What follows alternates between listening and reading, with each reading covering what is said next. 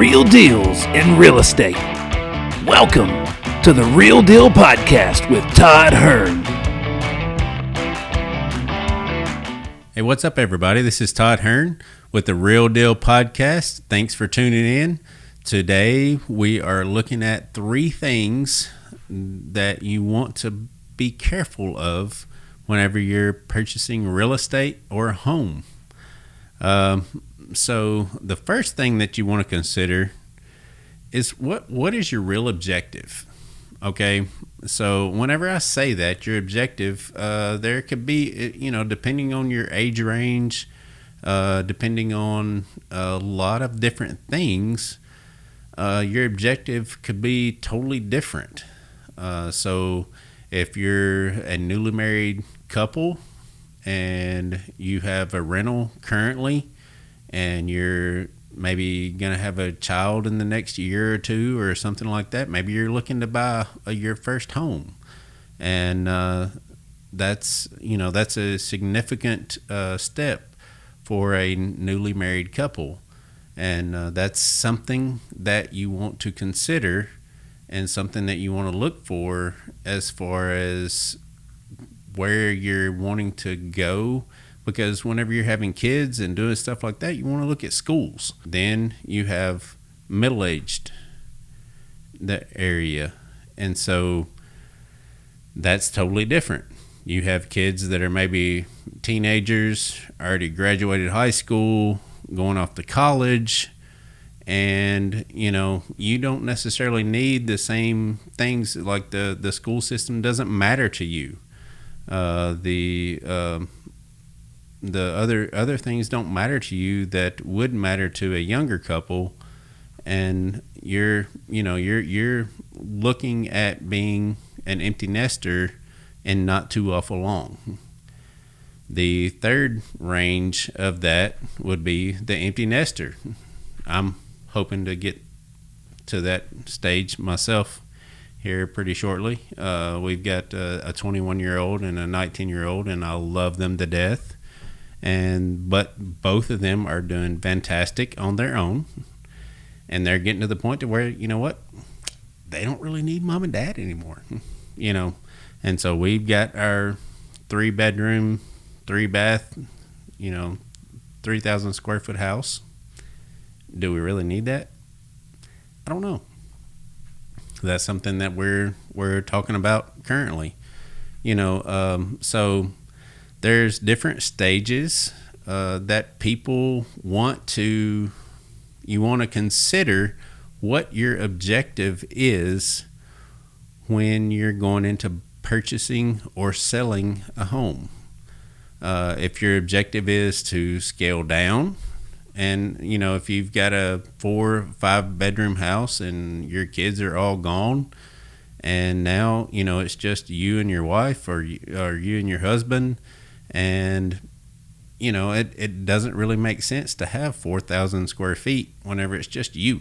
The way my wife looks at it, it's just more for her to clean. And she don't really like that a whole lot. So scaling down makes sense whenever that. So you're able to sell your home at a premium and go buy something with, maybe you had 5 acres previously. Maybe you're able to sell a 5,000 square foot home with 5 acres. Now you don't have to mow that. You don't have to take care of all of the extras that go with having 5 acres. 5 acres is a lot. People don't realize that, I don't think, sometimes. 5 acres is kind of the minimum whenever you get out into the county without going to the commission, the county commission, to get a waiver or whatever to go smaller. But 5 acres is a lot, and that may be something that you're not wanting to do anymore. So what I'm saying is, if you're looking to downsize, then that's one area that we're talking about. That's one of the things you want to look at. You want to look at, what do I need currently? What is my current needs as as a homeowner. Do I need 4,000 square feet? Or, maybe we just need a two bedroom, 2 bath, 2,000 square foot house where it's just us. We're going to travel a lot. We're not going to be in, and we don't have a whole lot to take care of. And maybe we're in a neighborhood with 1 acre and somebody else takes care of mowing our yard. To me, that would be fantastic if I came back from vacation and I didn't have to worry about how high my yard was. If I come back from vacation and my yard looks like a hayfield, that's something that concerns me, and that's something that I have to deal with. So that's things that you want to consider going into whether you purchase, sell, or whatever you want to do with your home. The other thing is what's your financial situation? Are you good with where you're at? Would you prefer to have something a little bit smaller that costs a little bit less and you're able to take more money and spend on the grandkids, or spend on vacations, or spend on whatever else that you wanted to do, instead of putting that money toward a home that you're not necessarily in love with, or that maybe you don't spend that much time there. Maybe you would rather be on vacation and be gone a lot of times. And if you're gone a lot of times, then what does that property really mean to you? So if you're able to scale down and still stay at the same level with that home, why wouldn't you? So that's to it. And then the other factor is, what's going to happen in the future? Are the rates going to rise? Possibly. Are the rates going to lower? Possibly. Probably not. But you don't know what's going to happen in the future, especially short term. Long term, you can have a better outlook. But as far as short term, rates keep increasing every day. So we don't know what's going to happen 6 months from now. 6 months from now, our market may be, completely stagnant. I don't believe that's going to be true, personally. I think we're going to have a heads up, and I think that we're going to know whenever stuff's happening, just if we just pay attention to what's happening in other parts of the country before they get here. Because I think that we have a unique market where we have people that are wanting to come to our market, and they are willing to give whatever. That's what's pricing normal people out that live here out of the market currently. Anything that you do with a home, you need to write down and understand what is your objective. That's what I try to do as a real estate agent. The biggest thing that I do is shut up and listen. There's too many times that we as real estate agents, we think we know everything, and we don't listen to what people are trying to tell us. That's the biggest key to real estate. If I could tell anybody anything, that would be the biggest key, is understand what your objective is. At the end of the day, do you want to have more house, more money, or more expense? That's kind of the three things. And it goes along with what I said here. What's your objective? What's your financial situation? And what's the future market? I mean, for all we know, we could fall off a cliff next week. We don't know.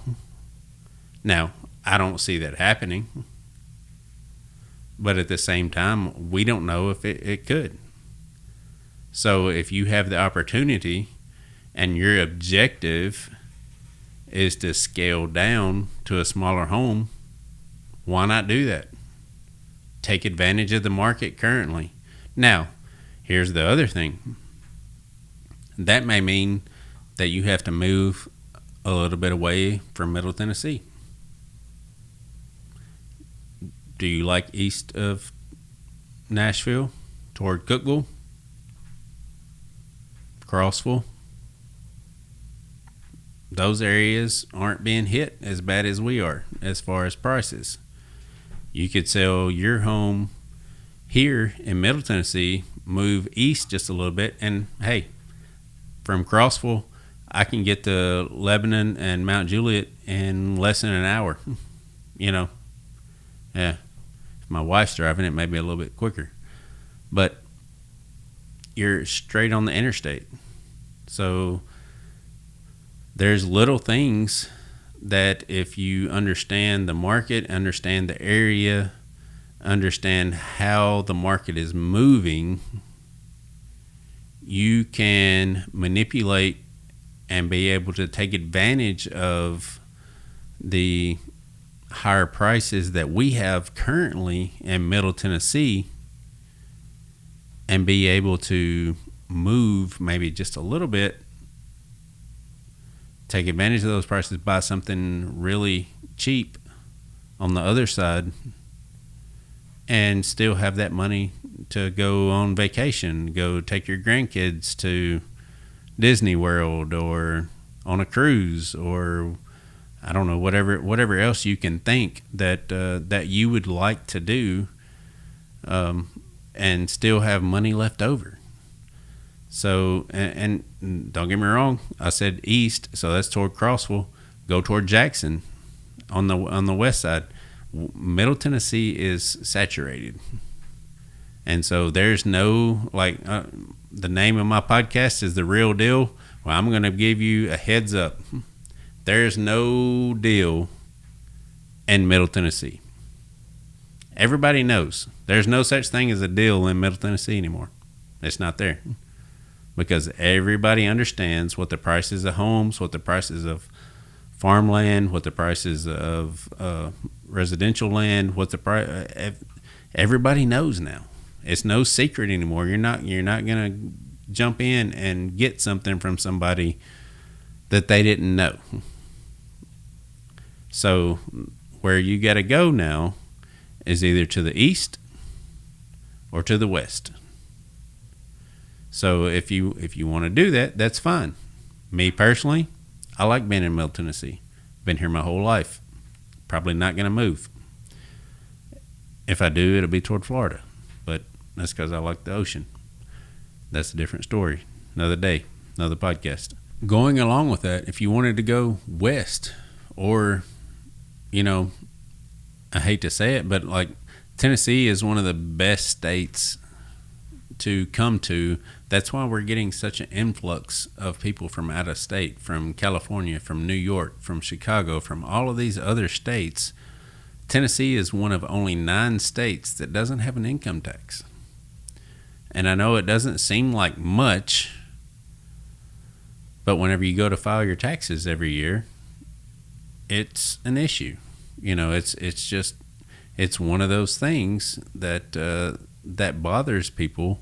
And that's why you see Tennessee, Florida, Texas, all of these other states that are being influxed with people from out of state is because of that, of the state income tax. There isn't one here. You go to any other state, you've got one.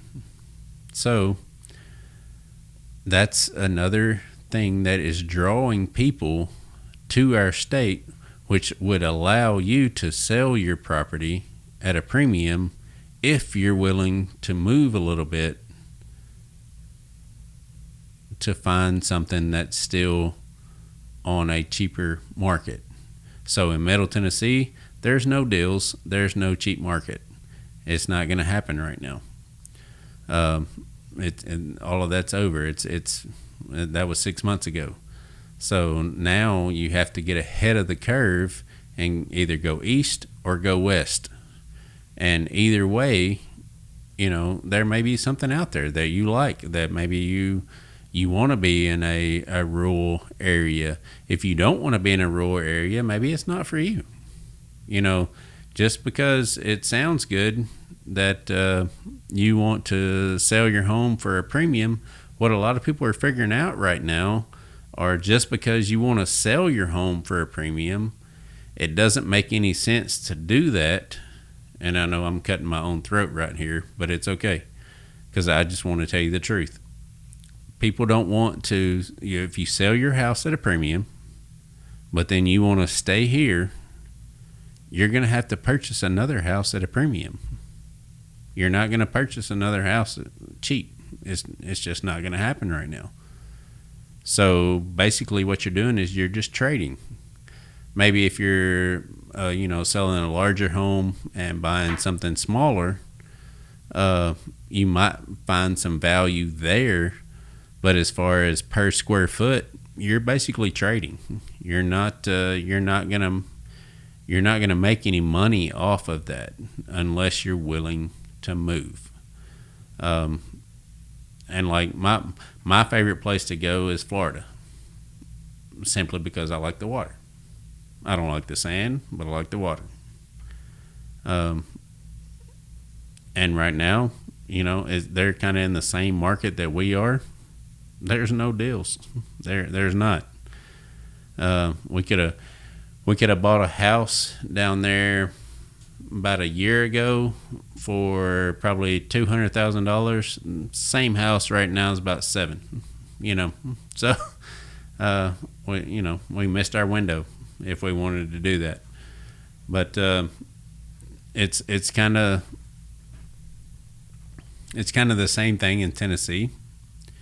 If you want to find a deal, they're just not out there right now. If they are, it's either to the west or to the east. There's no deals in Middle Tennessee. I can help you find something to the east. We deal with that all the time. I can help you find something to the west. We deal with that all the time. If you want to find acreage, that's a little bit easier to be able to find a few acres to build a home. And right now, lumber prices are coming down and building materials are coming down, which is a good thing, I think, for our economy. But you never know which direction that's going to go. So that's something you have to be careful of whenever you're wanting to build a home. That's something you have to watch out for, is what building materials are doing.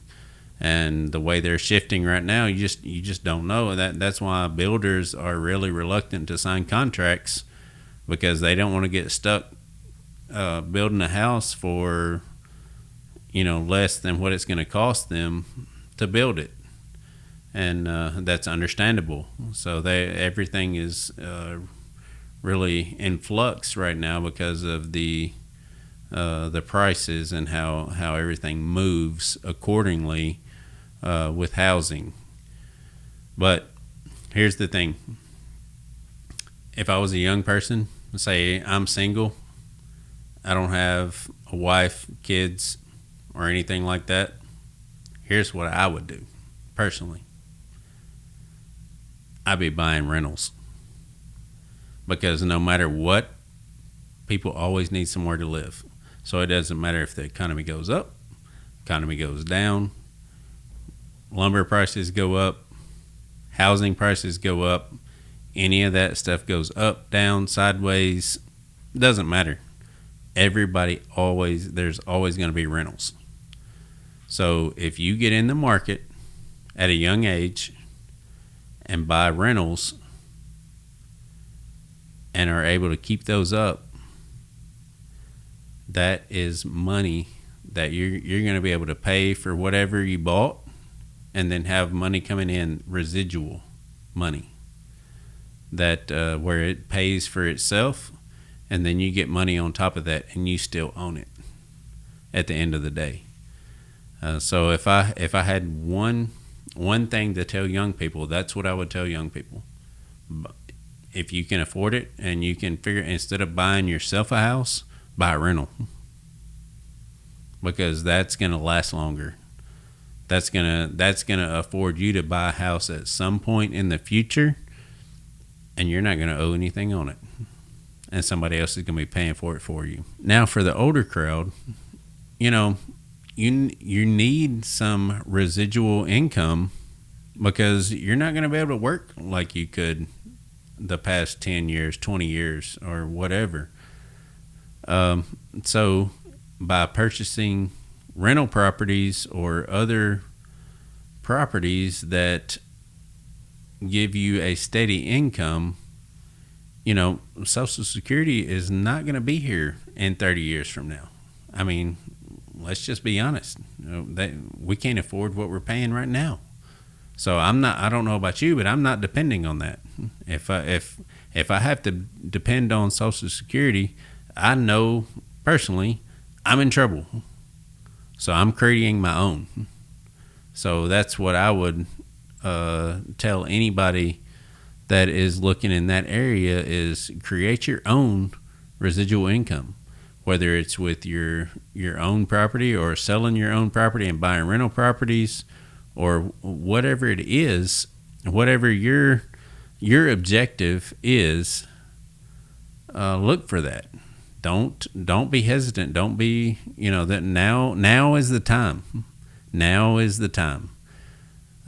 We may take a downturn or whatever, but now is the time. Nothing's going to change. There's more people in the world today than there was 5 years ago. 5 years from now, there's going to be more people in the world than there is today. They all got to have somewhere to live. That's the thing. So everybody needs somewhere to live. So whether it's right now, the way the market is in Middle Tennessee, young people can't afford to purchase a home. They can't. Older people have their homes. They can buy rentals and stuff like that, but they can rent them out to the younger generation, where they, in turn, can raise their children and come up and then maybe one day purchase a home. But right now, they can't afford it. It's I mean, I'm going to be honest. Here's the thing. We built a house in 2015. It's 3,200 square feet. Right now, in our area, I can't buy a house, a 1,200 square foot house, which is a third of our house, for what we paid to build that house in 6 years. So in 6 years, so let's take that, let's multiply that forward. So in 6 years from now, what is a 1,200 square foot house going to be? So if you're able to purchase it now, get in on the early side and be able to rent it out. And rentals right now in our area are somewhere between $1,200 and $1,500 a month. You know, that may sound like a lot, but if you get down toward Nashville, you're talking about, you know, $3,000 or more. So for 1 2-bedroom, 1 bath, 2 bath, it doesn't matter. I mean, what I'm saying is there's nothing you can invest in, because you can go invest in Cracker Barrel and Outback and, you know, Pfizer and any of these companies. Well, if they get a bad report tomorrow, you just lost half your profit right off the bat. The thing that's not going to lose its value is always going to be property. It's always going to be land. It's always going to be rentals. It's always going to be property. That's all I got for today. I'm sorry if I don't, if I didn't, hope I didn't offend anybody, but if I did, sorry. Well, actually, I'm not sorry, but that's the way it is. You wanna make money, go buy rental properties. You want to stay where you're at, then just stay where you're at. But that's the biggest things that you can do is you want to, understand what your objective is of what you're wanting to do in life at this point in your life, because everybody's different. From a 20-year-old to a 70-year-old, there's a big difference there. I mean, from my objectives when I was 20 to the time that right now when I'm 45, they're a lot different. At 20 20, I just cared about next week. At 45, I'm worried about 10 years from now. At 70, maybe you're just worried about, 10 years from now, whatever.